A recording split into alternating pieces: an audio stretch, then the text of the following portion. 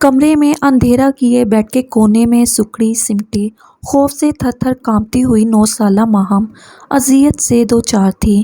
اس کا ننھا سا دماغ یہ بات سمجھنے سے قاصر تھا کہ آخر کس وجہ سے اسے اپنے گھر سے، اپنے والدین سے دور جانا ہوگا۔ جتنا وہ سمجھ پائی تھی، اسی وجہ سے اس کے دل میں خوف بھرا تھا اور مارے دہشت کے وہ سوکھے پتے کی طرح لرز رہی تھی۔ اس کی معصوم آنکھیں خوف سے پھیلی ہوئی تھیں اور چہرہ خطرناک حد تک زرد پڑ چکا تھا۔ وہ شدید ذہنی اذیت اور گھبراہٹ کا شکار تھی۔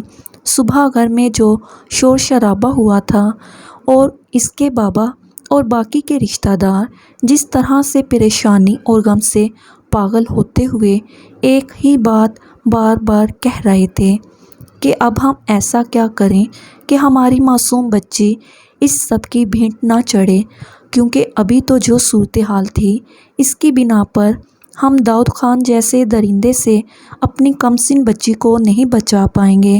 ہمیں جرگے کا فیصلہ ہر حال میں ماننا ہی پڑے گا۔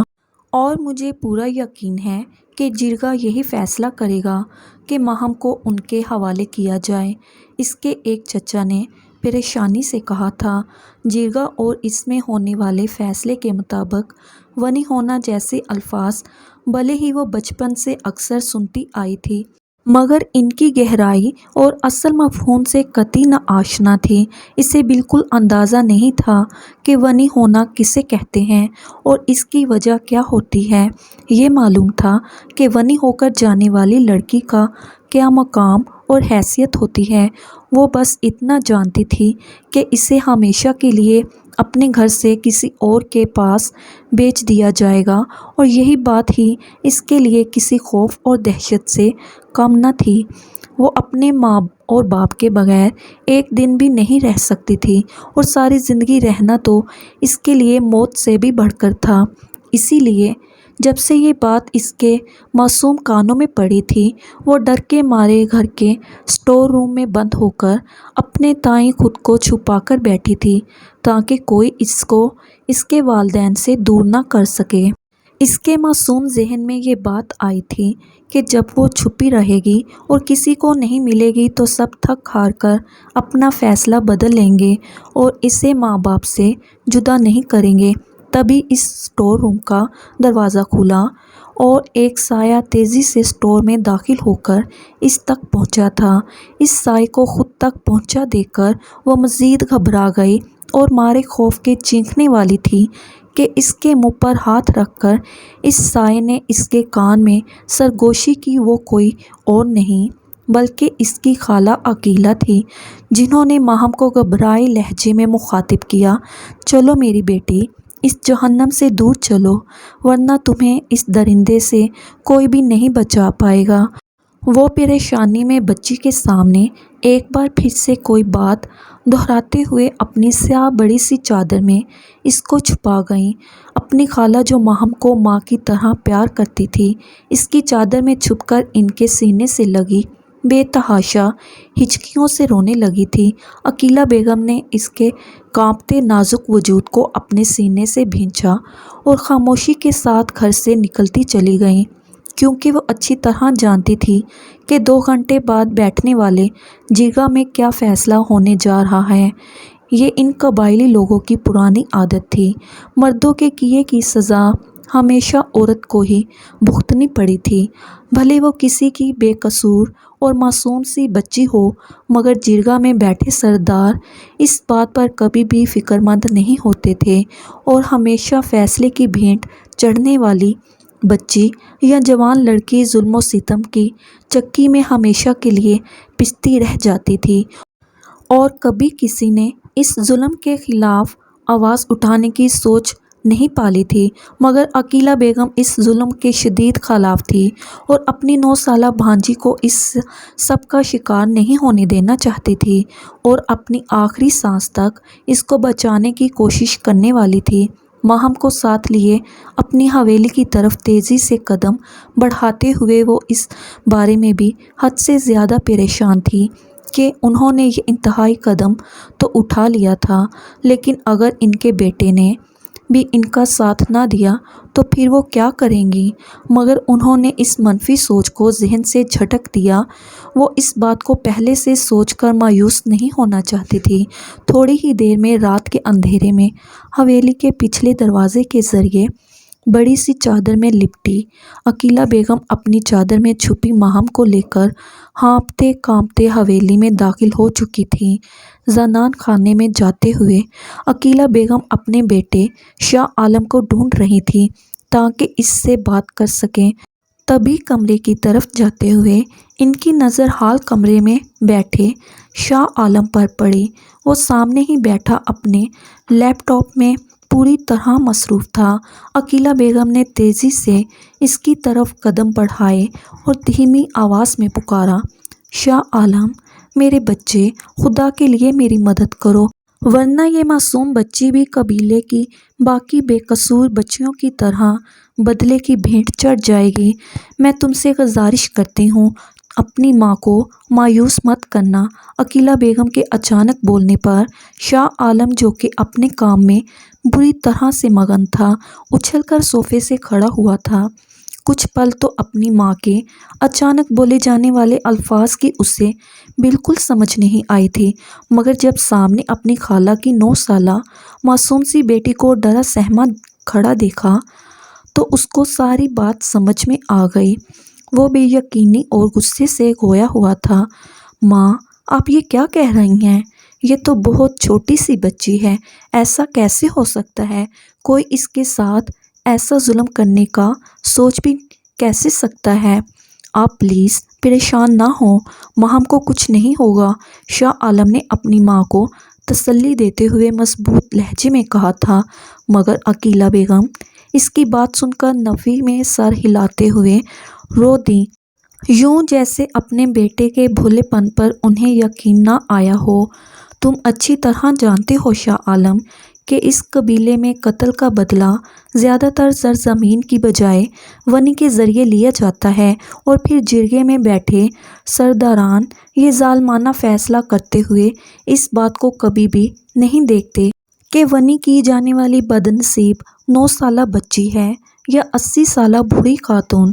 مقتول کے خاندان کی طرف سے ونی مانگ لی جائے تو قاتل کے پاس دوسرا کوئی راستہ موجود نہیں بچتا سوائے اس کے کہ وہ جرگے کا فیصلہ ہر حال میں قبول کرے۔ تم میری بات مان لو، تم مجھ پر ساری زندگی کے لیے بہت بڑا احسان کرو گے۔ یہ کہتے ہوئے عقیلہ بیگم نے اپنی چادر اپنے جوان بیٹے کے پیروں میں رکھ دی تھی۔ اپنی ماں کی اس قدر اچانک کرنے والی حرکت پر شاہ عالم بری طرح بوکھلا کر پیچھے ہٹا تھا۔ یہ حربہ تو کسی انجان عورت کے لیے بھی قبائلی مردوں کے چٹان جیسے مضبوط دلوں کو موم کر دیا کرتا تھا، اور اس وقت تو سامنے کوئی انجان عورت نہیں بلکہ شاہ عالم کی اپنی ماں کھڑی تھی، التجائیہ لہجے میں بار بار منت سماجت کرتی۔ شاہ عالم کا دل غم سے بھر گیا تھا۔ بہت احترام سے چادر اٹھا کر اپنی ماں کے سر پہ اوڑھاتے ہوئے بولا، ماں، آپ ایسا ظلم نہ کریں مجھ پر کہ میں اپنی ہی نظروں میں گر جاؤں۔ آپ بس حکم کریں، میں آپ کی بات ماننے کو تیار ہوں، مگر میں اب بھی یہ نہیں سمجھ پا رہا کہ ایسا کیسے ہو سکتا ہے۔ آپ کو اچھی طرح پتہ ہے جرگہ کا اعلان صبح صبح ہی ہو چکا تھا، اور اب تک تو عام خاص ہر شخص جرگہ میں حاضری کے لیے جمع ہونا شروع ہو گئے ہوں گے۔ ایسے میں یہ سب کرنا صحیح نہیں ہوگا، اور پھر میں اس کو کیسے بچا سکتا ہوں؟ شاہ عالم اپنی ماں کو روکنے کی آخر کوشش کرتے ہوئے پریشانی سے گویا ہوا تھا۔ وہ ویسے ہی اپنے لوگوں سے اور رسم و رواج سے شدید نفرت کرتا تھا، اور ان سب سے کوسوں دور بھاگتا تھا۔ وہ ہمیشہ یہی چاہتا تھا کہ کسی طرح اس گھٹن زدہ ماحول سے بہت دور چلا جائے۔ اسی وجہ سے اپنی تعلیم پر بھرپور توجہ دیتا تھا۔ حال ہی میں اس نے یونیورسٹی میں ایڈمیشن لیا تھا، اور اس دوران وہ اپنے بابا کو اپنے فیصلے پر منانے کے لیے جی جان سے کوششوں میں لگا ہوا تھا کہ وہ اس کو اعلیٰ تعلیم کے لیے باہر جانے کی اجازت دے دیں۔ اپنے والدین کی ناراضگی مول لے کر اپنی زندگی میں کوئی تبدیلی لا سکتا تھا، خود کو سنوار سکتا تھا، مگر آج اپنی ماں کا یہ فیصلہ اسے اپنے پیروں میں بندھی زنجیر کی مانند لگ رہا تھا، اور وہ اس زنجیر سے بندھنا نہیں چاہتا تھا۔ بہت آسان طریقہ ہے شاہ عالم، تم بس اپنا دل بڑا کر کے اپنی ماں کو خوشی دے دو۔ تمہیں اچھی طرح پتہ ہے کہ جرگہ میں صرف اور صرف کنواری لڑکی ونی کے طور پر پیش کی جاتی ہے، اس کے علاوہ دوسرا کوئی راستہ نہیں ہوتا۔ اس کے خاندان کی جو تھوڑی بہت لڑکیاں تھیں وہ سب کی سب شادی شدہ ہیں، اور اب ماہم کے علاوہ باقی سارے لڑکے ہیں، اس لیے اگر ماہم کا اس وقت تم سے نکاح ہو جاتا ہے تو پھر داؤد خان کے پاس دوسرا کوئی راستہ نہیں بچے گا، اور اسے مجبوراً زمین یا پیسہ لے کر یہ صلح کرنی پڑے گی۔ اور تم فکر بالکل مت کرو، آج تم صرف اپنی ماں کی گزارش پر اور ایک معصوم بچی کی زندگی برباد ہونے سے بچانے پر ایک کاغذی رشتہ قائم کر لو۔ اس کے بعد اگر تمہارے بابا نے تمہیں باہر جانے کی اجازت دے دی تو میں تمہیں کبھی بھی نہیں روکوں گی۔ تم جیسا فیصلہ کرنا چاہو گے، تمہیں پوری آزادی حاصل ہوگی۔ عقیلہ بیگم اپنے بیٹے کی اس کمزوری کو اچھی طرح سے جانتی تھی، اس لیے اس کو قائل کرنے کی خاطر انہوں نے یہ بات کہی تھی، اور پھر مزید گویا ہوئیں، بس تم چپکے سے فضل کو بلا کر لاؤ اور میں خالد سے رابطہ کرنے کی کوشش کرتی ہوں۔ 4 گواہان کی موجودگی میں ہی یہ نکاح ہو جائے تو بھی مجھے کوئی اعتراض نہیں، بس تمہارے اس نکاح سے ماہم ہمیشہ کے لیے محفوظ ہو جائے گی، اور میں اس کو اپنے پاس ہی رکھ لوں گی۔ انکار مت کرنا شاہ عالم۔ عقیلہ بیگم نے اپنے بیٹے کو قائل ہوتا دیکھا تو فوراً ہی حکم نامہ جاری کر دیا۔ تب مرتا کیا نہ کرتا کہ مصداق شاہ عالم تھک ہار کر اپنی ماں کی بات مانتے ہوئے جا کر فضل کو بلا کر لایا، جو نکاح کا رجسٹر لیے خاموشی سے شاہ عالم کے ساتھ آیا تھا، کیونکہ وہ بھی اس معصوم بچی کو داؤد خان جیسے عیاش مرد سے بچانے والوں میں شامل ہو کر سرخرو ہونا چاہتا تھا۔ شاہ عالم فضل کو لے کر حویلی پہنچا تو اس کے خالو خالد صاحب بھی وہاں پہنچ چکے تھے۔ اس وقت عقیلہ بیگم انہیں اپنی بیٹی ماہم کے لیے کسی فرشتے کی مانند لگ رہی تھی۔ داؤد خان علاقے میں کبھی بھی کسی کو پسند نہیں آیا تھا، ایسے میں آج ایک غلطی اور حادثے کو قتل کا نام دے کر داؤد خان بدلے پر اتر آیا تھا، جبکہ اس کے بھائی کی موت صرف اور صرف ایک حادثہ تھی۔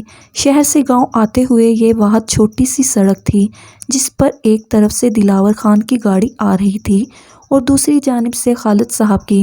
خالد صاحب کی طرح دلاور خان بھی جلدی میں تھا، اس لیے انتہائی تیز رفتاری سے اچانک ایک دوسرے کے سامنے آئے تو زبردست قسم کا تصادم ہوا تھا، جس کے نتیجے میں خالد کا ڈرائیور بھی 2 دن شدید زخمی رہنے کے باوجود موت کے منہ میں جا سویا تھا، مگر ان جاگیرداروں سے کسی غریب کی موت کا بدلہ مانگنے والا کوئی نہ تھا، جبکہ داؤد خان تو اپنے بھائی کی اس موت کو بہانہ بنا کر دراصل ان کی کمسن بیٹی کو ونی کی صورت ہتھیا کر پرانی دشمنیاں پوری کرنا چاہ رہا تھا۔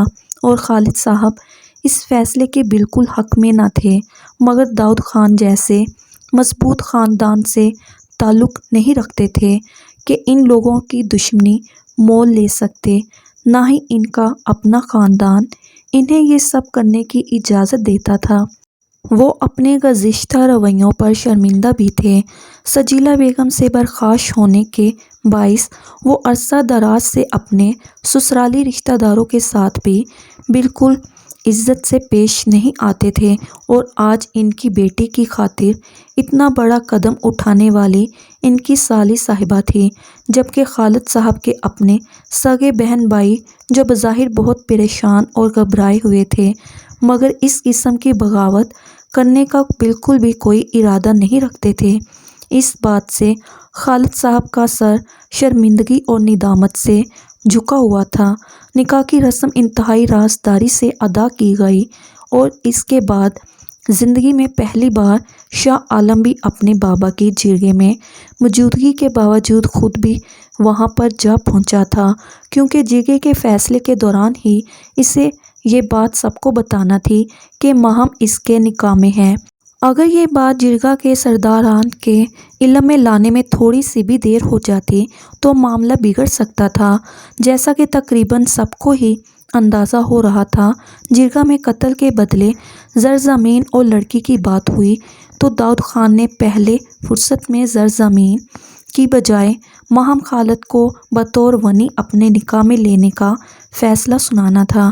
چند پل کے لیے داؤد خان کے اس فیصلے پر جرگے کے سرداران بھی خاموش ہو کر رہ گئے تھے، کیونکہ مقتول دلاور خان کے اپنے بھی 2 جوان بیٹے موجود تھے، جبکہ خالد زمان کی بیٹی بے حد کم سن تھی۔ ایسے میں اس وقت 60 سالہ داؤد خان کا یہ مطالبہ سب کو حیران کر گیا تھا، مگر دلاور خان کے دونوں بیٹے بھی اپنے چچا کی تائید میں سر جھکا کے کھڑے تھے۔ ایسے میں کسی کے پاس اور کوئی چارہ نہ بچا تھا، مگر عین وقت پر اس سے پہلے کہ سرداران اپنا فیصلہ سناتے، شاہ عالم نے وہاں پہنچ کر ان سب کے سر پر دھماکہ کیا تھا۔ ماہم خالد میرے نکاح میں ہے اور میری بیوی ہے۔ میری سرداران سے درخواست ہے کہ داؤد خان کے لیے فیصلہ کرتے ہوئے اس بات کو مد نظر رکھا جائے۔ داؤد خان نے جب شاہ عالم کے منہ سے یہ بات سنی تو غصے سے بھڑک کر اٹھ کھڑا ہوا اور دھاڑ کر بولا، تم جھوٹ بول رہے ہو، بکواس کر رہے ہو، ابھی تک ایسا کوئی نکاح نہیں ہوا تھا، تم صرف اور صرف ماہم خالد کو ونی ہونے سے بچانے کے لیے یہ جھوٹ بول رہے ہو۔ تمہیں یہ سب کرنے سے پہلے یہ سوچنا چاہیے کہ تم سرداران کے فیصلے کے خلاف جانے کی کوشش کر رہے ہو۔ شاہ عالم نے اس کی بے چینی اور غصہ دیکھ کر قدرے اطمینان سے کہا تھا، واقعی کل تک تو میرا ماہم خالد کے ساتھ نکاح نہیں ہوا تھا، مگر آج شام ہی میں نے ماہم خالد سے نکاح کیا ہے، اور فضل ہمارے اس نکاح کا گواہ بھی ہے، اور ہمارا نکاح اسی نے ہی پڑھایا تھا۔ شاہ عالم نے سکون سے بولتے ہوئے داؤد خان کی ہر چال کو ناکام بنایا تھا۔ سرداران نے بھی فضل شاہ سے شاہ عالم کی بات کا ثبوت مانگا تو وہ اپنے ہاتھ میں موجود نکاح کا رجسٹران کے سامنے رکھتے ہوئے گویا ہوا، سائیں، شاہ عالم ٹھیک کہہ رہے ہیں، یہ نکاح شام کو ہی ہو گیا تھا، البتہ صرف گھر والوں کی موجودگی میں ہی یہ نیک کام ہونے کے باعث علاقے میں کوئی بھی اس بارے میں نہیں جان پایا۔ فضل نے بھی شاہ عالم کی بات کی گواہی دی اور سامنے موجود رجسٹر پر تمام سرداران اپنی آنکھوں سے ماہم خالد کا نام دیکھ چکے تھے۔ اب نہ شک کی کوئی گنجائش باقی تھی اور نہ ہی داؤد خان کی خواہش پوری ہو سکتی تھی۔ پھر سرداران نے داؤد خان کو باقی 2 راستوں میں سے کوئی ایک راستہ چننے پر مجبور کر دیا تھا۔ اس کے نتیجے میں خالد صاحب کے پاس گھر کے علاوہ کچھ بھی باقی نہ رہا تھا، مگر ان کی کم سن بیٹی محفوظ ہو چکی تھی، اس لیے وہ زیادہ پریشان نہیں ہوئے تھے۔ دوسری جانب عقیلہ بیگم نے بھی اطمینان دل میں اترتا محسوس کیا اور شکر بجا لائی تھی کہ انہوں نے بروقت فیصلہ کر کے ماہم کی زندگی برباد ہونے سے بچا لی تھی۔ جرگے سے فارغ ہو کر شاہ نعمان گھر پہنچے تو غصے سے آگ بگولا ہو رہے تھے۔ زنان خانے میں پہنچتے ہی زور سے دھاڑے تھے، شاہ عالم تمہاری ہمت کیسے ہوئی؟ تم نے کس سے پوچھ کر اتنا بڑا فیصلہ کیا؟ تم اچھی طرح جانتے ہو کہ داؤد خان ہماری برابری کا ہے، اور آج اس طرح اچانک ماہم خالد سے نکاح کر کے تم نے اپنے لیے داؤد خان کی دشمنی مول لے لی ہے۔ کیا سوچ کر تم نے یہ فضول حرکت کی؟ شاہ نعمان کی غصے سے حالت غیر ہو رہی تھی۔ شاہ عالم خاموشی سے لب بھینچ کر کھڑا رہا اور کوئی جواب نہیں دیا۔ عقیلہ بیگم شاہ نعمان کو اس قدر غصے میں دیکھ کر لڑکھڑاتی ہوئی حال میں چلی آئی تھی۔ مجھے معاف کر دیں شاہ صاحب، یہ سب کچھ میں نے کرنے کو کہا تھا۔ آپ خود گواہ ہیں کہ داؤد خان کی گھٹیا حرکت نے پچھلے 15 سالوں سے میری معصوم بہن کی زندگی اجیرن کر رکھی تھی۔ میری معصوم بھانجی اگر اس کے ہاتھوں میں چلی جاتی تو اپنے انتقام کی خاطر وہ درندگی میں ہر حد پار کر دیتا، اس لیے میں نے شاہ عالم کو مجبور کیا تھا کہ وہ ماہم سے نکاح کر لے۔ عقیلہ بیگم، آپ نے اپنے شوہر شاہ نعمان کے سامنے ہاتھ باندھے ہوئے سر جھکا کر اعتراف کیا تھا اور شاہ نعمان کی آنکھوں میں خون اتر آیا تھا۔ ببھر کر بولے، آپ نے انتہائی غلط حرکت کی ہے۔ آپ کو اچھی طرح پتہ ہے کہ شاہ عالم ہمارا اکلوتا بیٹا اور ہمارے بڑھاپے کا سہارا ہے۔ آپ کیسی ماں ہیں جو اپنی بھانجی کو بچانے کی خاطر اپنے بیٹے کو آگ میں جھونک دیا؟ اتنا بڑا فیصلہ کرنے سے پہلے ایک بار بھی مجھ سے پوچھنا گوارا نہیں کیا؟ وہ غصے سے ٹہلتے ہوئے بول رہے تھے۔ انہیں سمجھ نہیں آ رہی تھی کہ کس طرح وقت کو پیچھے لے جا کر سب کچھ ٹھیک کر سکیں کہ داؤد خان جیسے درندے سے دشمنی کا کوئی خطرہ باقی نہ رہے۔ دیر تک بے چینی سے ٹہلتے اور سوچتے رہنے کے بعد شاہ نعمان نے نہایت مجبوری میں شاہ عالم کو اپنی آنکھوں سے دور کرنے کا فیصلہ کر لیا تھا، کیونکہ اس وقت انہیں صرف اور صرف شاہ عالم کو خطروں سے محفوظ رکھنا تھا۔ شاہ عالم، تم اچھی طرح جانتے ہو کہ میں تمہیں خود سے دور نہیں کر سکتا، اسی لیے آج تک میں نے تمہیں بیرون ملک جانے سے ہمیشہ روکا رکھا، مگر آج تمہاری ماں کی کم عقلی کے باعث میں یہ فیصلہ کرنے پر مجبور ہوا ہوں۔ اب تمہیں پہلی فرصت میں ہی امریکہ چلے جانا چاہیے۔ وہاں رہ کر تم اپنی تعلیم مکمل کرو اور اپنے شوق پورے کرو۔ داؤد خان جتنا بھی اثر و رسوخ والا تھا، امریکہ جا کر اپنی دشمنی نہیں نبھا سکتا تھا، اسی لیے ان کی پہنچ سے شاہ عالم کا دور چلے جانا مناسب ترین فیصلہ تھا۔ جبکہ شاہ عالم اپنی ماں کی فرما برداری کے نتیجے میں اس طرح اپنی زندگی کی سب سے بڑی خوشی پا کر مسرور سا تھا، جوش و جذبات سے اپنے باپ کے گلے لگتے ہوئے بولا، تھینک یو بابا جان، آپ نے میری دلی مراد پوری کر کے مجھے خوش کر دیا ہے۔ میں آپ سے وعدہ کرتا ہوں آپ لوگوں کو کبھی مایوس نہیں کروں گا۔ یہاں جیسے ہی حالات بہتری کی طرف آئیں گے آپ مجھے بس حکم کیجیے گا، میں آپ لوگوں سے ملنے پہنچ جاؤں گا۔ شاہ عالم کی آواز خوشی کے باعث کپکپانے لگی تھی۔ شاہ نعمان بے بسی سے اپنے بیٹے کی خوشی ملاحظہ کر رہے تھے۔ ان کی آنکھیں اس موقع پر برسنے کو تیار تھیں، مگر وہ خود پر ضبط کے کڑے پہنے بٹھائے ہوئے تھے۔ رات کو شاہ عالم بے حد مطمئن سا جب اپنے کمرے میں داخل ہوا تو سامنے روتی ہوئی ماہم خالد کو دیکھ کر اس کے دماغ کی رگ پھٹنے والی ہو گئی تھی اور وہ تیزی سے واپس پلٹ کر اماں کے کمرے میں چلا گیا، جو شاید پہلے ہی سے اس کے آنے کی امید لگائے بیٹھی تھی۔ اسے دیکھ کر اطمینان سے مسکرائیں، بیٹا رات کافی ہو گئی ہے، کیا آپ سونے نہیں گئے؟ ابھی تک باہر کیا کر رہے ہیں؟ جبکہ آج تو آپ کو زندگی کی سب سے بڑی خوشی بھی مل گئی ہے۔ عقیلہ بیگم کا اشارہ اس کے باہر جانے پر اجازت ملنے کی جانب تھا۔ شاہ عالم غصے سے ضبط کرتے ہوئے اپنی ماں کے قریب پہنچا اور بولا، اماں یہ آپ نے کیا کیا ہے؟ اتنی کم سن لڑکی کو میں نے آپ کے کہنے پر صرف کاغذی رشتے میں باندھا تھا اور یہی آپ نے بھی کہا تھا۔ اب ماہم خالد کا میرے کمرے میں موجود ہونا مجھے بالکل اچھا نہیں لگا۔ آپ اس حوالے سے کیا کہنا چاہیں گی؟ شاہ عالم بے حد غصے میں تھا، مگر سامنے اس کی ماں تھی، اس لیے وہ ادب لحاظ کو بالائے طاق نہیں رکھ سکتا تھا۔ بیٹا، آپ اچھی طرح جانتے ہو کہ حویلی میں اتنے سارے ملازمین ہیں، ایسے میں اگر آج اس طرح اچانک ہوئے نکاح کے بعد ماہم آپ کے کمرے میں موجود نہ ہوئی تو داؤد خان تک یہ خبر پہنچ سکتی ہے، اور اگر جرگے کے سرداروں کو یہ بات پتہ چلی کہ ہم نے جلد بازی میں ماہم خالد کو جرگے کے فیصلے سے بچانے کے لیے یہ نکاح کیا ہے تو بہت بڑا مسئلہ کھڑا ہو جائے گا۔ آپ نے کل ویسے ہی اپنے بابا جان کے ساتھ یہاں سے چلے جانا ہے، صرف ایک رات کے لیے یہ مشکل بھی برداشت کر لو۔ اتنی کم سن بچی کی موجودگی سے آپ کو کوئی پریشانی نہیں ہوگی، بس ایک رات صرف میری خاطر۔ عقیلہ بیگم ایک بار پھر سے جذباتی وار کرتے ہوئے اپنے بیٹے کو راضی کرنے میں کامیاب ہو گئی تھی، جو ماں کے فیصلے پر خاموش تو ہو گیا تھا، مگر ناراضگی میں چہرہ پھیلائے ہوئے وہاں سے واپس کمرے میں چلا گیا۔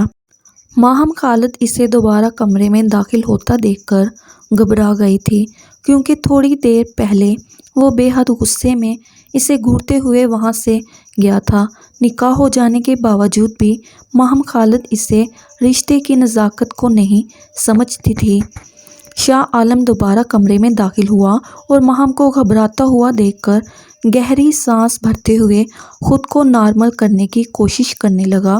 پھر چہرے پر زبردستی کی مسکراہٹ سجاتے ہوئے اس کے پاس آیا اور کہنے لگا، ماہم گھبرانے کی کوئی ضرورت نہیں ہے، آپ سو جاؤ، اب کوئی آپ کو کچھ بھی نہیں کہے گا۔ یہ کہہ کر اس نے اس کو کمبل اوڑھا دیا تھا اور خود وہاں سے ہٹ کر صوفے پر جا بیٹھا تھا۔ پھر شاہ نعمان اپنے بیٹے کو باہر بھیجنے کے لیے پیسہ پانی کی طرح بہا دیا تھا۔ 15 روز کے اندر شاہ عالم امریکہ کے لیے روانہ ہوا تھا، تو یہ سب اس کے بابا کی دن رات کی محنت تھی، اور امریکہ پہنچ کر داؤد خان کی پہنچ سے بہت دور وہاں کی رنگین دنیا میں خود کو گم کر چکا تھا، جبکہ داؤد خان برسوں پرانی انتقام کی آگ میں جل جل کر راکھ ہو رہا تھا۔ اسے اس قدر شدید غصہ تھا کہ اس کا بس نہیں چل رہا تھا جرگے میں موجود سرداران کے سامنے ہی شاہ عالم کو زندہ زمین میں اتار دیتا، جو اس کے انتقام کی راہ میں آن کھڑا ہوا تھا۔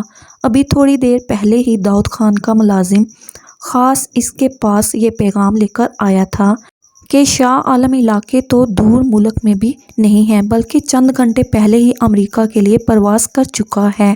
یہ خبر سن کر بیٹھک میں پڑی ہر چیز کو بے دردی سے تہس نہس کرنے کے بعد اس وقت سے اب تک داؤد خان اشتعال سے بھرا ہوا تھا۔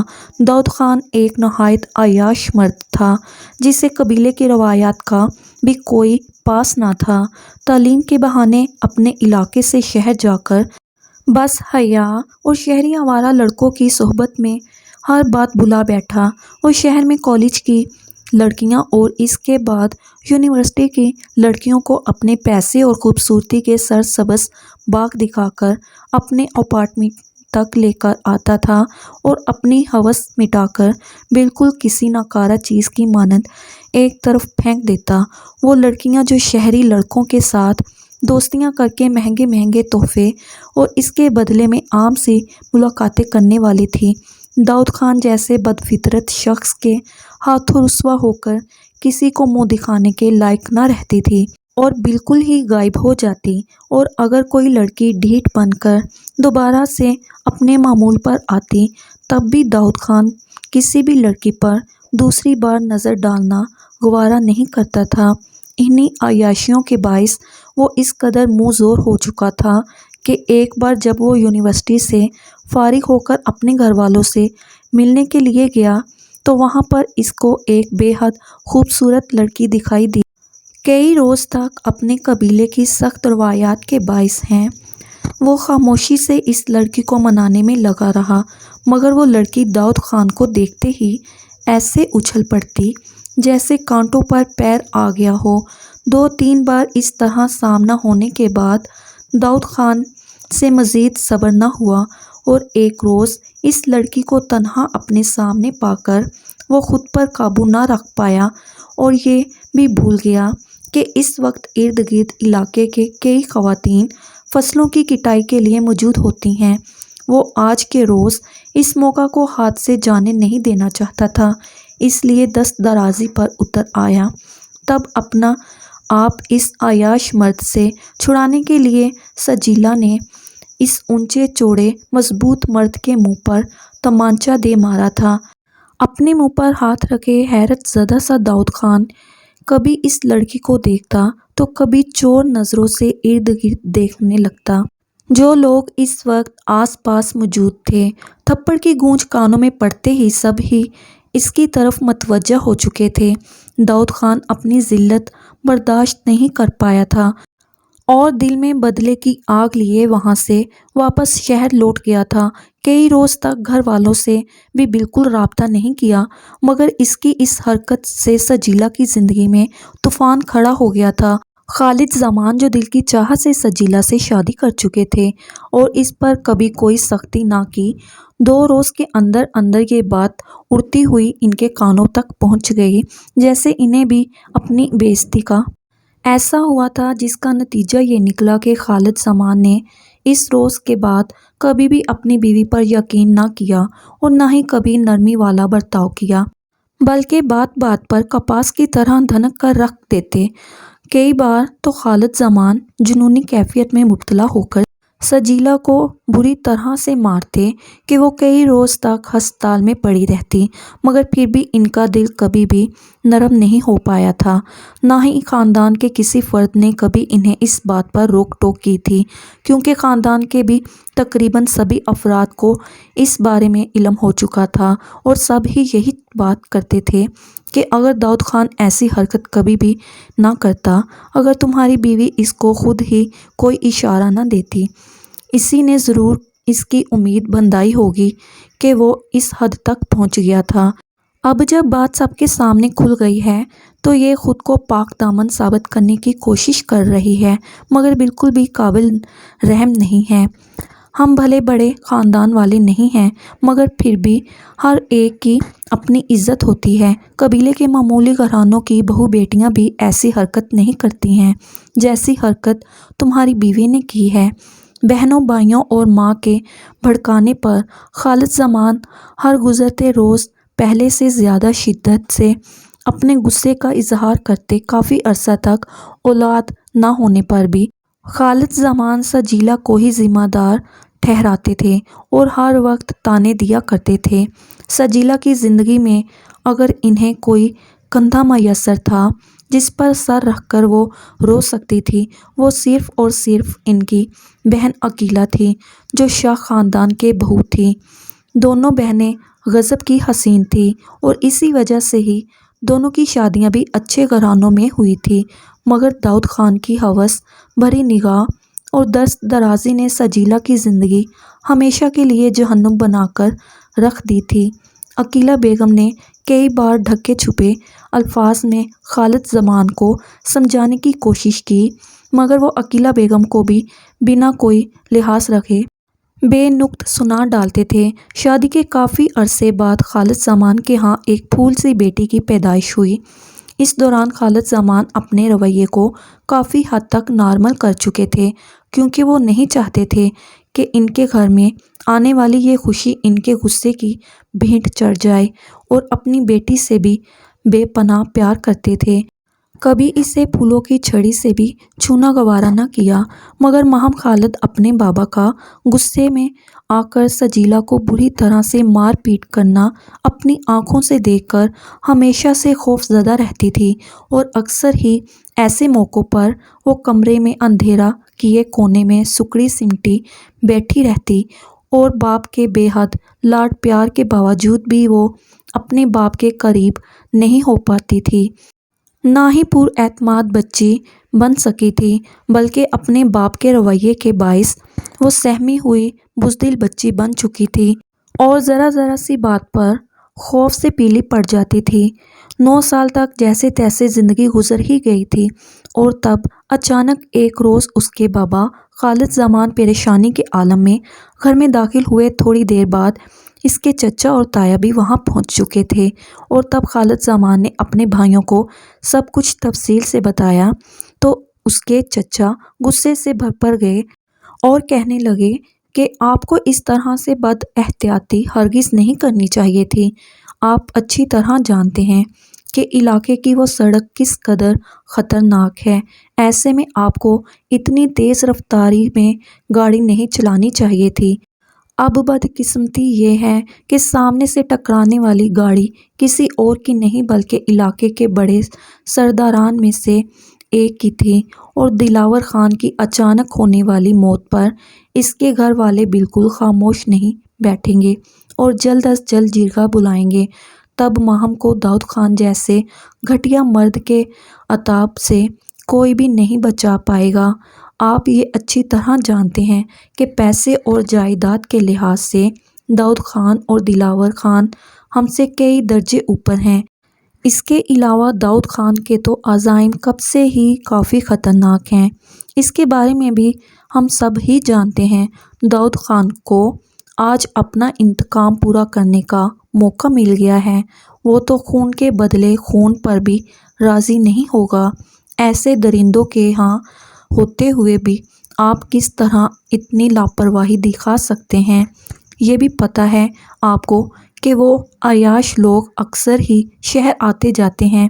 آپ کو یہی سوچ کر احتیاط کرنی چاہیے تھی کہ آپ پہلے ہی داؤد خان کی نظر میں ہیں اور اب ایک بیٹی کے باپ بھی ہیں۔ آپ میری بات لکھ کر رکھ لیں، وہ گھٹیا آدمی ضرور آپ کی بیٹی ونی کے طور پر مانگے گا۔ اب بتائیں ہم ایسا کیا کریں کہ اپنی معصوم بچی کو ونی ہونے سے بچایا جا سکے؟ مجھے تو کوئی راہ دکھائی نہیں دے رہی۔ خالد زمان کا سب سے چھوٹا بھائی، جو داؤد خان کی طبیعت سے بہت اچھے طریقے سے واقف تھا، جھنجھلاتے ہوئے کہہ رہا تھا۔ باقی بھائیوں نے بھی اس کی ہاں میں ہاں ملاتے ہوئے بے تحاشا پریشانی کا اظہار کیا تھا، ماہم خالد کو ان ساری باتوں میں صرف دو ہی باتیں سمجھ آئی تھیں۔ ایک یہ کہ اس وقت اس کے باپ اور چچا وغیرہ سب ہی بے حد پریشانی میں مبتلا تھے، وجہ کیا تھی وہ جاننے سے قاصر تھے، اور دوسرا یہ کہ ماہم کو ہمیشہ کے لیے اس گھر سے کہیں اور بھیجنے کی بات کی جا رہی تھی، اور بس اسی ایک بات نے ہی اس کے رونگٹے کھڑے کر دیے تھے۔ اس روز اگر اس کی خالہ عقیلہ بیگم سیاہ چادر میں سب کی نظروں سے چھپا کر اس کو اس کے گھر سے لے کر نہ گئی ہوتی تو داؤد خان کے عذاب سے واقعی ماہم خالد کو کوئی نہیں بچا سکتا تھا، کیونکہ جرگے میں داؤد خان نے ہر صورت میں ونی کے طور پر ماہم خالد کو اپنے نکاح میں لینے کا فیصلہ کیا تھا۔ وہ تو خالد زمان کی قسمت اچھی تھی کہ عین وقت پر عقیلہ بیگم نے ماہم خالد کا نکاح اپنے جوان سال بیٹے شاہ عالم کے ساتھ کر دیا تھا۔ یوں معاملہ جرگے میں تو سنبھل گیا تھا، مگر اب شاہ نعمان کے کہے کے مطابق داؤد خان شاہ عالم کا جانی دشمن بن بیٹھا تھا، مگر کوئی نہیں جانتا تھا کہ اوپر بیٹھی اس پاک ذات کو داؤد خان کی کوئی کامیابی منظور نہ تھی، جو پوری دنیا کا مالک ہے اور ہر ایک کے دل کی بات جان لیتا ہے۔ داؤد خان نے کئی سال تک انتہائی بے صبری سے شاہ عالم کا انتظار کرتا رہا تھا کہ شاید کبھی وہ بھول کر واپس اپنے علاقے میں لوٹ آئے اور داؤد خان کو اپنی دشمنی پوری کرنے کا موقع مل جائے، مگر نہیں جانتا تھا کہ شاہ عالم تو ویسے ہی قبیلے کی دشمنیوں اور علاقے کی فرسودہ رسم و روایات سے اکتایا ہوا تھا، اور جانے کتنے وقت سے اپنے باپ کی منت سماجت میں لگا تھا کہ اسے باہر کے ملک جانے کی اجازت دی جائے۔ اب خدا خدا کر کے امریکہ پہنچا تھا تو واپس آنے کی غلطی کیسے کر سکتا تھا؟ اور نہ پھر چاہے جتنی بھی لمبی زندگی ہو، پھر بھی داؤد خان آخر کب تک اور کتنے عرصے تک جی سکتا تھا؟ فرعون اور نمرود جیسے بادشاہ بھی جب اچانک اللہ کے غضب کا شکار ہو گئے اور جہنم کا ایندھن جا بنے، تو داؤد خان کیا چیز تھا؟ ایک روز سانپ کے ڈسنے سے داؤد خان کی اذیت ناک موت واقع ہو گئی تھی، جس کے بعد علاقے میں کافی حد تک سکون چھا چکا تھا۔ داؤد خان کے خاندان کے باقی مرد بھلے ہی غصے کے تیز تھے اور دشمنیاں بھی نسلوں تک نبھاتے تھے، مگر کوئی بھی داؤد خان کے جیسا بد فطرت نہ تھا، اور پھر کس حد تک داؤد خان کے اعمال اور ان اعمالوں کی سزا بھی اچھے دیکھ کر سمجھ چکے تھے، اس لیے انہوں نے داؤد خان جیسا بننے کی ہرگز کوشش نہ کی تھی اور خود کو اپنی زندگیوں میں مصروف کر لیا تھا۔ یہی وجہ تھی کہ علاقے کی بہویں اور بیٹیاں بھی اب خود کو گھروں سے باہر محفوظ سمجھتی تھیں۔ ماہم خالد، جس کو اپنے گھر کے ہر وقت شور شرابے اور لڑائی جھگڑوں سے پریشانی ہوا کرتی تھی، اب عقیلہ بیگم کے ہاں رہتے ہوئے وہ بھی کافی حد تک نارمل ہو چکی تھی۔ اس کے اندر کا خوف اور بد اعتمادی عقیلہ بیگم کی محبت اور گھر کے پرسکون ماحول کی وجہ سے نہ ہونے کے برابر رہ گئی تھی۔ گاؤں کے اسکول میں شاہ نعمان اپنے ڈرائیور اور گارڈز کے ساتھ مکمل حفاظتی اقدامات کے زیر سایہ ماہم خالد کی تعلیم مکمل کروا رہے تھے۔ وقتی طور پر انہیں عقیلہ بیگم کے اس اقدام پر بے حد غصہ آیا تھا، مگر پھر شاہ عالم کے بحفاظت امریکہ پہنچنے کے بعد شاہ نعمان نے بھی اپنا رویہ بدل دیا تھا، کیونکہ سجیلا کی زندگی میں موجود پریشانی اور تکلیفوں سے وہ خود بھی اچھی طرح واقف تھے، اور پھر اب تو ماہم خالد کے روپ میں ان کو پریوں جیسی معصوم سی بیٹی مل گئی تھی۔ پھر جیسے ہی علاقے میں امن کی فضا قائم ہوئی تو شاہ نعمان نے اپنے بیٹے سے بھی رابطہ کیا اور اسے واپس آنے کی تاکید کی، مگر وہ ٹال مٹول سے کام لینے لگا اور مزید چند سال بھی اسی طرح گزر گئے۔ بالآخر شاہ عالم نے واپسی کا عندیہ دے ہی دیا۔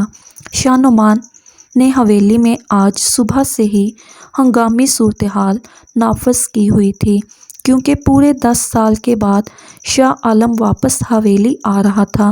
عقیلہ بیگم اور شاہ نعمان اس کی آمد پر حویلی میں شاندار انتظامات کرنا چاہتے تھے۔ ماہم خالد اس بات سے بالکل لا علم تھی۔ ان 10 سالوں میں ماہم نے شاہ نعمان اور عقیلہ بیگم کی محبت اور شفقت ضرور دیکھی تھی، مگر کبھی بھی حویلی کی کسی بھی بات پر توجہ دینے کی کوشش نہیں کی تھی۔ عقیلہ بیگم اور شاہ نعمان کے پیار اور توجہ دینے کے باوجود بھی وہ اپنی حدود نہیں بھولی تھی اور پوری کوشش کی کہ کبھی اس کے کسی عمل یا حرکت سے حویلی کے مکینوں کو پریشانی لاحق نہ ہو، اور نہ کبھی انہیں یہ پچھتاوا ہو کہ ماہم خالد کے متعلق کیا گیا فیصلہ درست نہیں تھا۔ عقیلہ بیگم اس کے دل کی کیفیت سے انجان تھی، مگر پھر بھی اسے حویلی کے تمام معاملات سے دور رکھتی تھی۔ آج صبح 10 بجے جب شاہ نعمان کو بیٹے کی کال موصول ہوئی کہ عقیلہ بیگم کو ماہم کو اس بارے میں باخبر کرنا یاد ہی نہیں رہا۔ رات کو 12 بجے شاہ عالم حویلی پہنچ چکا تھا اور سلام دعا کے بعد کھانا کھاتے ہی سیدھا اپنے کمرے کی طرف آیا تھا۔ ان گزرتے 10 سالوں میں وہ یہ بات بالکل فراموش کر چکا تھا کہ وہ اپنے نام سے کسی کو باندھ کر حویلی میں چھوڑ گیا تھا۔ جب ہی کمرے میں قدم رکھتے ہی سامنے بے حد نازک سے سراپے کو بیڈ پر آڑا ترچھا پڑا دیکھا تو مارے حیرت سے اس کی آنکھیں پھٹی کی پھٹی رہ گئی تھی۔ گھنے بال آبشار کی مانند ایک جانب کو پھیلے ہوئے تھے اور دوپٹے کی پرواہ کیے بغیر لاپرواہی سے پیٹ کے بل لیٹی گوری سڈول ٹانگوں کو جھلاتی ہوئی وہ حسین و جمیل لڑکی کوئی ناول پڑھنے میں مصروف تھی، اور اتنی مصروف تھی کہ جان ہی نہیں پائی کہ کمرے میں اس وقت اس کے علاوہ کوئی اور بھی اب موجود تھا۔ چند پل تک گہری نگاہوں سے اس کا جائزہ لیتے ہوئے شاہ عالم کا دل بھی جیسے بے قابو ہو کر دھڑک اٹھا تھا۔ خود کو یوں بے قابو ہوتا محسوس کر کے گھبرا کر واپس پلٹا اور دوسرے کمرے میں جا کر خود کو کمرے میں بند کر لیا۔ دھک دھک ہوتے دل پر ہاتھ رکھتے ہوئے اپنی دھڑکنوں پر شاہ عالم خود بھی حیران سا تھا۔ اس نے 10 سال مغرب کی آزاد فضاؤں میں گزارے تھے اور بہت بے باک اور خوبصورت لڑکیاں دیکھی تھی، مگر آج تک کبھی کسی لڑکی کو دیکھ کر اس کا دل اس طرح بے قابو نہیں ہوا تھا جیسے اس مشرقی حسن سے مالا مال ماہم خالد کو دیکھ کر تیز رفتاری سے دھڑک رہا تھا۔ کچھ پل اسی کیفیت کے زیر سایہ رہنے کے بعد شاہ عالم نے سر جھٹک کر خود کو ماہم خالد کے بارے میں سوچنے سے باز رکھا اور اپنے عہد کو دل میں دہرانے لگا، جس کے مطابق وہ کبھی بھی پاکستان سے شادی جیسے جھمیلے میں نہیں پڑنے والا تھا۔ اسے یہاں کی خاندانی دشمنیاں، رسم و رواج ہمیشہ سے ہی سخت ناپسند تھے۔ وہ اپنی آئندہ زندگی ان سب معاملات سے دور آزاد فضاؤں میں رہ کر ہی گزارنا چاہتا تھا۔ ان 10 سالوں میں دن رات محنت کر کے اپنی تعلیم مکمل کرنے کے بعد اس نے اپنا کاروبار بھی جما لیا تھا، اور اب کچھ روز کے لیے اماں اور بابا کے بار بار ضد کرنے کے باعث ان سے ملنے کی خاطر چلا آیا تھا، اس لیے وہ اپنے دل کے ہاتھوں مجبور نہیں ہو سکتا تھا۔ اگلے روز عقیلہ بیگم سے تنہائی میں ماہم خالد نے اپنی پریشانی کا ذکر کیا۔ خالہ، مجھے اپنے کمرے میں بہت ڈر لگنے لگا ہے، وہ پریشانی سے گویا ہوئی تو عقیلہ بیگم نے ناسمجھی سے اس کی جانب دیکھا۔ تب وہ عقیلہ بیگم کی سوالیہ نظروں کو سمجھتے ہوئے بولی، مجھے ایسا لگتا ہے جیسے کل رات میرے کمرے میں میرے علاوہ بھی کوئی موجود تھا۔ پہلے تو ڈر کے مارے میں سر ہی نہیں اٹھا پائی، مگر جب میں نے ہمت کر کے دیکھا تو کمرے میں کوئی بھی نہیں تھا۔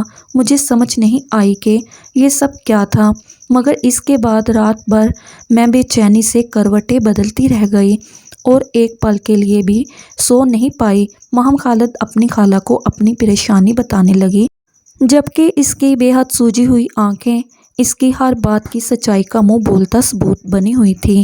عقیلہ بیگم ایک پل میں بات کی گہرائی تک پہنچی اور انہوں نے مسکرا کر ماہم خالد کو اپنے سینے سے لگایا اور نرمی سے ماتھا چومتے ہوئے بولی، ارے ہاں بیٹا، معاف کرنا، بس اتنی اچانک خوشی ملنے پر میں تمہیں بتانا ہی بھول گئی کہ میرا بیٹا اور تمہارا شوہر واپس لوٹ آیا ہے، اور رات کو یقیناً وہی کمرے میں آیا ہوگا، کیونکہ اس کا کمرہ بھی تو وہی ہے۔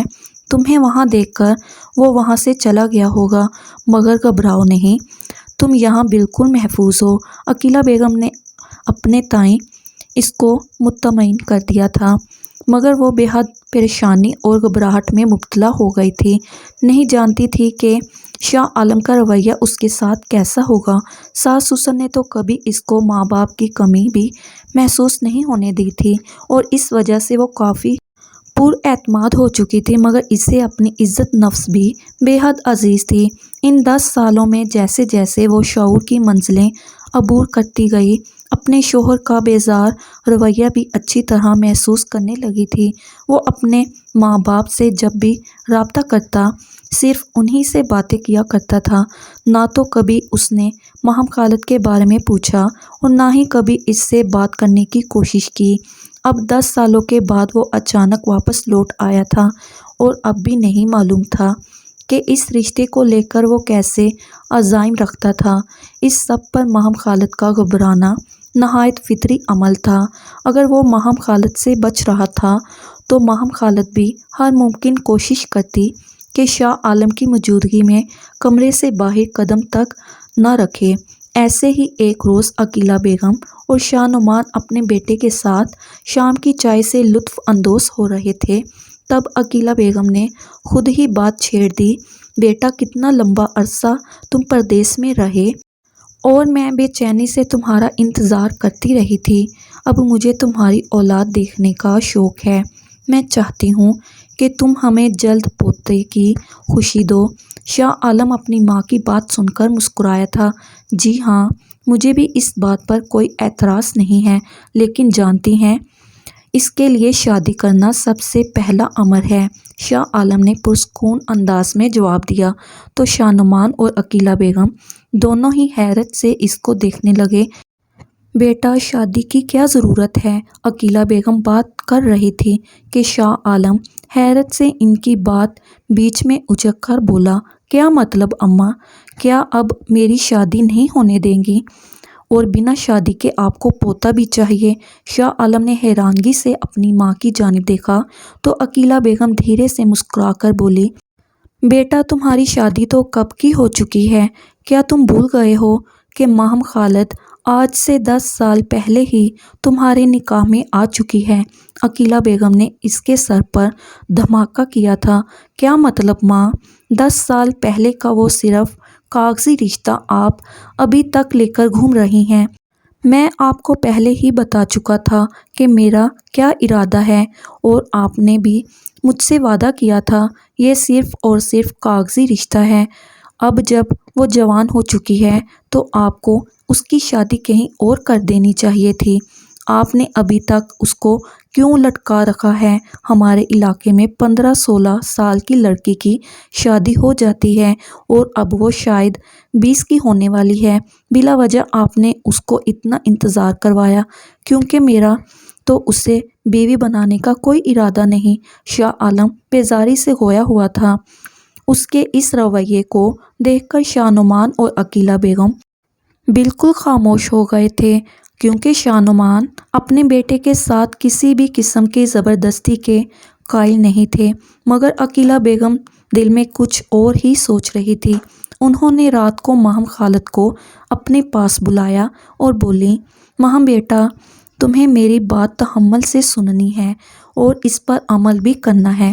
یہ جوڑا پہن کر تم آج شاہ عالم کے کمرے میں جاؤ گی۔ میں نہیں چاہتی کہ تمہارے ہوتے ہوئے وہ کسی اور کے بارے میں سوچے۔ عقیلہ بیگم نے ایک سرخ جوڑا اس کو تھماتے ہوئے نصیحت کی تھی۔ ماہم خالد نے خالہ کو ٹالنے کے 100 بہانے کیے تھے، مگر انہوں نے ماہم کی ایک نہ سنی۔ مجبوری میں ماہم کو خالہ کا دیا گیا لباس پہن کر شاہ عالم کے کمرے میں جانا پڑا۔ شاہ عالم اس وقت ڈھیلے ڈھالے ٹراؤزر شرٹ میں کھڑا فون پر کسی سے بات کر رہا تھا جب دروازہ کھلا اور ماہم خالد دھیمے قدم اٹھاتی اندر چلی آئی تھی۔ اس کو اس طرح بلا اجازت زبردستی کمرے میں داخل ہوتا دیکھ کر شاہ عالم کے ماتھے پر ناگواری کے باعث بل پڑ چکے تھے۔ جلدی جلدی بات ختم کر کے شاہ عالم نے کال کاٹی اور گھوم کر انتہائی نفرت سے ماہم خالد کو دیکھتے ہوئے بولا، تم کس سے پوچھ کر میرے کمرے میں یوں بلا اجازت چلی آئی ہو؟ اس کے اتنے سرد لہجے میں پوچھنے پر ماہم خالد بوکھلا گئی اور لرزتے ہاتھوں پر نگاہیں جمائے بولی، مجھے خالہ نے کہا تھا کہ مجھے آج یہیں رکنا ہے۔ شدید ذلت کے احساس کے ساتھ اس کا چہرہ سرخ پڑ چکا تھا اور آنکھیں نم ہو رہی تھیں۔ جانے کس مشکل سے گزر کر اس نے سامنے کھڑے بے حس شخص کے سامنے اپنی صفائی پیش کی تھی، جو شاید اسی کو غلط سمجھ رہا تھا۔ اچھا، اتنی تابع داری کہ تمہیں خالہ نے کہا اور تم منہ اٹھا کے چلی آئیں۔ ایک بار بھی یہ نہیں سوچا کہ میں کیا چاہتا ہوں؟ تمہاری خود کی کوئی عقل سوچ نہیں ہے؟ شاید تم کچھ زیادہ ہی بیہودہ ناول پڑھتی ہو، جن کے باعث دماغ میں خناس بھر گیا ہے، جو اس طرح میرے کمرے تک چلی آئی اور اب یہ بہانہ کر رہی ہو کہ تمہیں ماں نے بھیجا ہے۔ شاہ عالم نے بے حسی کی انتہا کرتے ہوئے اس کو تنقید کا نشانہ بنایا تھا۔ اس کے یہ الفاظ سن کر ماہم خالد کو اپنے پیروں پر کھڑے رہنا انتہائی مشکل لگ رہا تھا۔ بامشکل اپنی سسکیوں کا گلا دباتی بہت تیزی سے پلٹ کر کمرے سے نکلتی چلی گئی، جبکہ شاہ عالم کا ابھی تک غصے سے برا حال تھا۔ وہ جتنا اس لڑکی سے دور بھاگنے کی کوشش کر رہا تھا، اتنا ہی وہ اس کے حواسوں پر سوار ہو رہی تھی، اور وہ اس لڑکی کی محبت میں گرفتار ہو کر اپنی زندگی داؤ پر نہیں لگانا چاہتا تھا۔ اس نے جان بوجھ کر اس قدر سخت رویہ اپنایا۔ شاید اس نے یہ کوشش کی تھی کہ دوبارہ اگر اس کی ماں بھی ماہم کو یہ سب کرنے کو کہے تو وہ انکار کر دے اور اس کی مشکل بڑھانے کو اس کے کمرے تک نہ پہنچ پائے۔ اس کی یہ کوشش کافی حد تک کامیاب ٹھہری تھی۔ ماہم خالد بری طرح روتی ہوئی اور پھر سے عقیلہ بیگم کے پاس جا پہنچی تھی۔ عقیلہ بیگم اس کو اس طرح روتے ہوئے دیکھ کر پریشان ہو گئیں۔ خالہ، آپ نے مجھے کہا کہ یہ میرا فرض ہے کہ میں اپنے شوہر کے ساتھ رہوں اور اس کی خوشی کا خیال رکھوں، اور آپ کے بیٹے نے میری بہت انسلٹ کی ہے۔ جو پیش قدمی کرنے کو آپ مجھے مجبور کر رہی ہیں، یہ سب کچھ تو مرد کا کام ہوتا ہے، مگر میں آپ کی خاطر اپنی عزت نفس کو روند کر ان کے کمرے میں گئی تھی، اور نتیجہ یہ نکلا کہ وہ مجھے کہتے ہیں میں برے ناولز پڑھتی ہوں، اس لیے میں خود ہی غلط ارادوں کے ساتھ ان کے کمرے میں گئی۔ آپ جانتی ہیں خالہ، ایسا کچھ بھی نہیں ہے۔ میں یہ سب مزید برداشت نہیں کر سکتی خالہ، پلیز۔ وہ جیسی زندگی گزارنا چاہتے ہیں انہیں گزارنے دیں، اور میری زندگی میں بھی جو جیسا چل رہا ہے ویسا ہی چلنے دیں۔ مجھے آپ کی اور انکل کی خدمت کرنی ہے۔ آپ لوگوں کے ساتھ رہتے ہوئے بہت خوشی محسوس ہوتی ہے، اور میرے لیے یہی کافی ہے۔ آپ نے اور آپ کے بیٹے نے اس وقت میری مدد کی جب شاید میرے ماں باپ بھی حالات کے سامنے مجبور ہو کر مجھے بدلے کی بھیٹ چڑھا دیتے۔ آپ لوگوں کی وجہ سے میں اتنی پرسکون اور باعزت زندگی گزار رہی ہوں۔ بس اتنا احسان بہت ہے مجھ پر خالہ۔ مجھے اور کچھ نہیں چاہیے، کچھ بھی نہیں۔ ماہم خالد یہ سب کہتے ہوئے پھوٹ پھوٹ کر رونے لگی تھی۔ عقیلہ بیگم کو اپنی یہ پیاری سی بھانجی بے حد عزیز تھی اور اس کو اس طرح ٹوٹ کر روتا بکھرتا ہوا وہ نہیں دیکھ پا رہی تھی۔ اسے سینے سے لگائے تسلی دیتے ہوئے عقیلہ بیگم کو اپنے بیٹے کے اتنے سرد رویے پر بے حد افسوس ہوا تھا، مگر وہ اپنی کوشش آخری حد تک کرتے رہنا چاہتی تھی۔ اس لیے شاہ کو اعتماد میں لے کر انہوں نے ایک آخری راستہ اختیار کیا۔ وہ اچھی طرح جانتی تھی کہ اگر شاہ عالم نے ان کی بات کا مان رکھتے ہوئے ماہم خالد کو کمرے میں رکنے کی اجازت دے دی تو پھر وہ خود کو اس سے دور نہیں رکھ پائے گا، کیونکہ نکاح کے رشتے میں اللہ نے ایسی طاقت اور کشش رکھی ہے کہ مرد چاہ کر بھی خود کو اس عورت سے دور نہیں رکھ پاتا جس کے تمام جملہ حقوق اس کے نام ہو چکے ہیں، جس پر وہ ملکیت رکھتا ہو۔ تیسرے روز ہی انہوں نے ایک شاندار دعوت کا اہتمام کیا ہو اور خاندان کے بڑے بزرگوں کو رات کے کھانے پر بلا لیا۔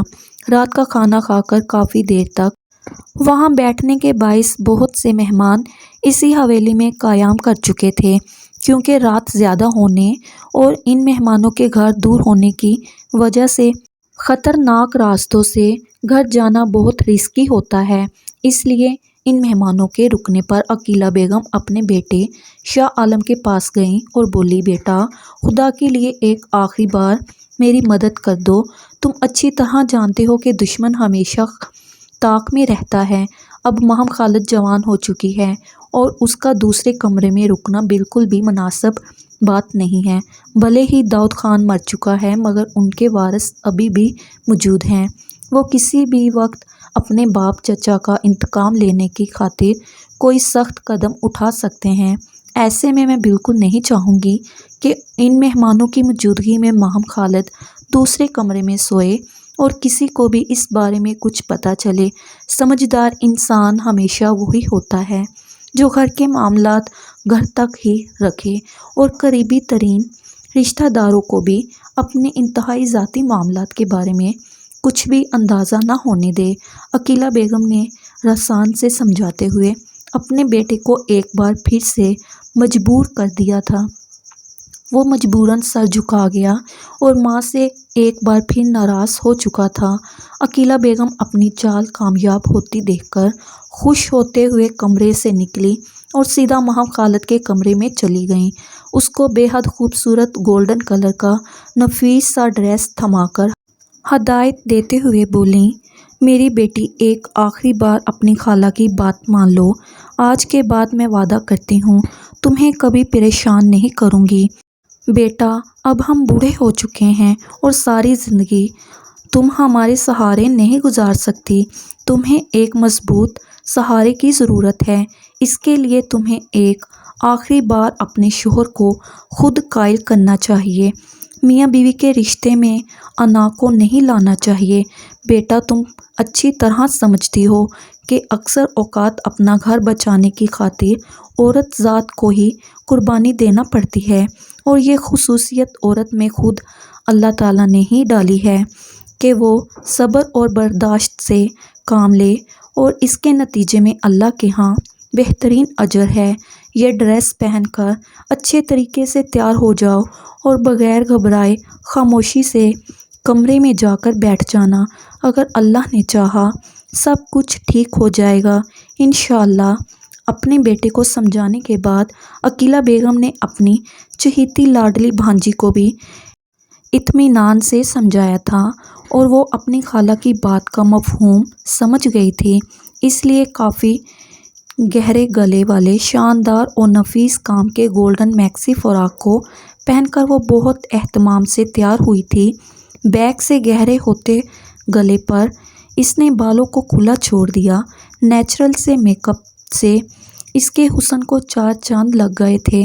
ڈریس کے ساتھ کی میچنگ جیولری اور چوڑیاں پہن کر وہ تیار ہو چکی تھی اور شاہ عالم کے دل پر بجلیاں گرانے کے لیے اس کے کمرے میں جا پہنچی۔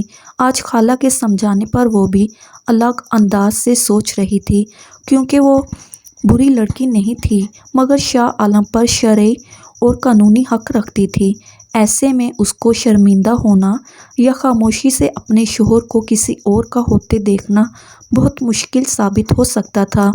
کمرے میں پہنچی تو پہلے ہی اپنے بال مٹھیوں میں جکڑے جیسے خود کو مضبوط کرنے کی کوشش کر رہا تھا۔ ہر بار اس کی ماں اس کے لیے مشکلات کھڑی کر دیا کرتی تھی۔ اس کو اس طرح خود سے جنگ لڑتا دیکھ کر ماہم خالد خاموشی سے صوفے پر بیٹھ گئی۔ تب تک شاہ عالم اس کی طرف متوجہ ہو چکا تھا۔ اس کو تسلی سے صوفے پر بیٹھا دیکھ کر شکست خوردہ سے انداز میں بولا، ماہم میرا مزید امتحان مت لو، میں یہ سب کچھ نہیں جانتا۔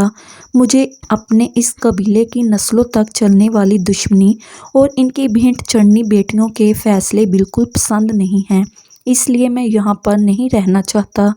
مگر میں اپنے والدین کو سب کچھ واضح الفاظ میں کہہ بھی نہیں پاتا کہ وہ مجھ سے بالکل ہی مایوس ہو جائیں گے۔ میں تم سے گزارش کرتا ہوں کہ پلیز میرے خواب دیکھنا چھوڑ دو اور مجھے امتحان میں مت ڈالو۔ شاہ عالم کے لہجے میں بے بسی چھائی ہوئی تھی۔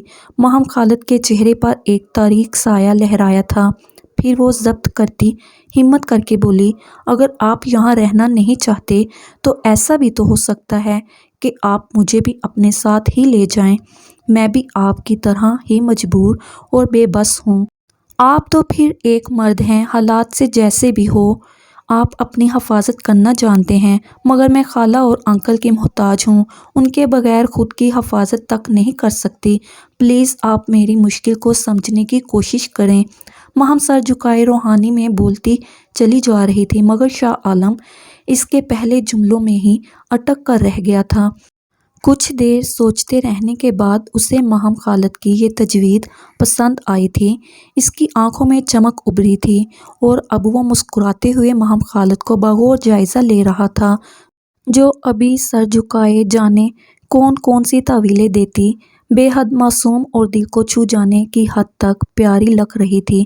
پھر اچانک شاہ عالم گویا ہوا، ٹھیک ہے، مجھے تمہاری یہ بات پسند آئی ہے کہ تمہیں ہی اپنے ساتھ لے جاؤں، ویسے بھی شادی تو مجھے کہیں نہ کہیں کرنی ہی تھی، پھر اپنی بیوی کو ہمراہ لے کر جانا مناسب رہے گا۔ شاہ عالم کے اس لب و لہجے اور انداز پر ماہم خالد نے چونک کر سر اٹھایا تھا اور اس کی آنکھوں میں عجیب سی چمک تھی۔ ماہم خالد اس کے جذبے لٹاتی نگاہوں میں زیادہ دیر تک دیکھ نہیں پائی تھی اور خفت زدہ سی سر جھکا گئی، اور پھر شاہ عالم کے پکارنے پر دھیمی چال چلتے ہوئے بیڈ کے قریب چلی آئی تھی۔ شاہ عالم نے محبت پاش نظروں سے اس کی جانب دیکھتے ہوئے ہاتھ بڑھا کر اس کے بازو تھامتے ہوئے اسے بیڈ پر اپنے قریب بٹھا لیا اور اسے دیکھنے لگا، جس میں کسی بھی قسم کی کمی ڈھونڈنے سے بھی نہیں مل رہی تھی۔ شاہ عالم گمگیر آواز میں اس کے کانوں میں سرگوشیاں کرتا اسے اپنی باہوں میں گھیرے میں لے چکا تھا۔ اگلی صبح ماہم خالد کمرے سے باہر نکلی تو اس کے چہرے پہ شرم سے لالیاں بکھری ہوئی تھیں اور ہونٹوں پر ایک الوہی سی مسکان چپکی ہوئی تھی۔ دوسری جانب شاہ عالم کے لب بھی مسکراہٹ میں ڈھل چکے تھے۔